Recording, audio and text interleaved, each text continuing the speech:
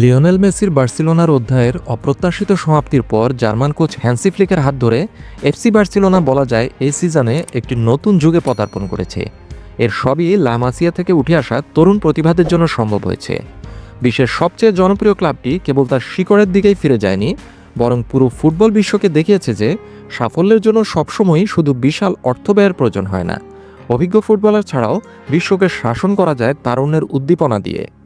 লা লিগা, Copa del রে এবং স্প্যানিশ সুপার কাপ সহ ঘরোয়া ট্রেবল জয়ের মাধ্যমে বার্সেলোনায় হ্যান্সি ফ্লিকের সব পরিকল্পনা স্পষ্টভাবেই কাজ করেছে। আরও আনন্দদায়ক বিষয় হলো এই যে সাফল্যের বেশিরভাগই এসেছে ক্লাবে গড়ে ওঠা তরুণ খেলোয়াড়দের মাধ্যমে। হ্যান্সি ফ্লিকের অধীনে বার্সেলোনা কেবল ভালো খেলেনি, তারা আধিপত্য বিস্তার করে খেলছে। এই দলটার গড় বয়স মাত্র 25। এই তরুণ দল নিয়ে হ্যান্সি ফ্লিক বলা যায় ইউরোপ শাসন করেছেন, কারণ এই তরুণ দলটি নির্ভীক, উদ্যমী এবং সাফল্যের জন্য ক্ষুধার্ত এবং একতাবদ্ধ ছিল। হ্যান্সি ফ্লিকের আগমন তরুণদের প্রতি একটি নতুন দৃষ্টিভঙ্গি এবং দৃঢ় বিশ্বাস নিয়ে এসেছিল। আর্থিক সীমাবদ্ধতার কারণে বড় অঙ্কের চুক্তির পেছনে ছুটতে না পেরে বার্সেলোনা ক্লাবটি এই সিজনে কেবলমাত্র দুজন খেলোয়াড় সাইন করিয়েছে, দানি ওলমো এবং পাও ভিক্টর। বলা যায় পুরো লা মাসিয়ার গ্র্যাজুয়েটদের দিয়েই হ্যান্সি ফ্লিক বাজিমাত করেছেন। এই মৌসুমে বার্সেলোনা তাদের একাডেমির শক্তি আগের চেয়ে অনেক বেশি দেখিয়েছে।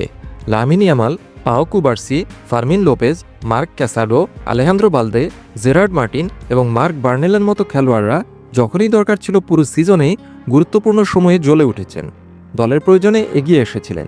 মৌসুমের শুরুতে এই নামগুলির মধ্যে কিছু কিছু নাম হয়তো কারো কারো কাছে অজানা ছিল, কিন্তু শেষের দিকে এসে এই নামগুলোই এখন সবার মুখে মুখে। লামিন ইয়ামাল অসাধারণ ছিলেন, 17টি গোল করেছেন এবং 25টি অ্যাসিস্ট করেছেন পুরো সিজন জুড়ে। কিশোর এই খেলোয়াড় কেবল গোলে কন্ট্রিবিউশনই করেননি, তিনি প্রতিপক্ষের মনে ভয় ধরিয়ে দিয়েছিলেন। বার্সার খেলায় বিরাট প্রভাব ফেলেছিলেন। ডানউইংয়ে তার উপস্থিতির কারণে বার্সেলোনাকে অপ্রতিরোধ্য মনে হচ্ছিল এবং লামিন ইয়ামালকে থামানো কঠিন করে তুলেছিল। ডিফেন্স লাইনে থাকা পাও কুবার্সি একজন অভিজ্ঞ খেলোয়াড়ের মতো শান্তভাবে খেলেছেন। এত তরুণ বয়সেও তার পজিশনিং, সিদ্ধান্ত গ্রহণ এবং রক্ষণভাগ থেকে পাসিং সবকিছুই দারুণ ছিল। পাও কুবার্সি ইনিগো মার্টিনেজের সাথে একটি শক্তিশালী জুটি গড়ে তোলেন, যা তার বয়সের চেয়েও অনেক বেশি পরিপক্কতা প্রদর্শন করে।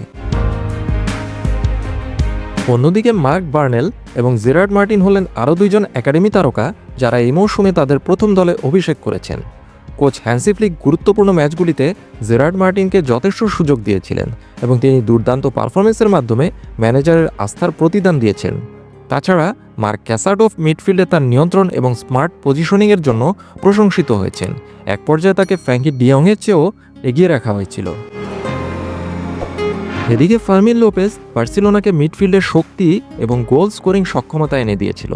আক্রমণাত্মক মিডফিল্ড পজিশনের জন্য দানি ওলমোর সাথে প্রতিদ্বন্দ্বিতা করে 5টি গোল করে এবং 4টি অ্যাসিস্ট করে ফার্মিন লোপেজ দলের শক্ত ভূমিকা রেখেছিলেন। লা মাসিয়ার একদল কিশোর ফিরিয়ে এনেছে সেই এক যুগ আগের বার্সেলোনাকে। তাদের হাত ধরেই বার্সা জেগে উঠেছে, ইউরোপকে তাক লাগিয়ে দিয়েছে তারুণ্যের প্রাণশক্তিতে। লিওনেল মেসি চলে যাওয়ার পর বার্সেলোনার ফিরে আসার পেছনের গল্প লিখেছে লা মাসিয়ার একদল কিশোর।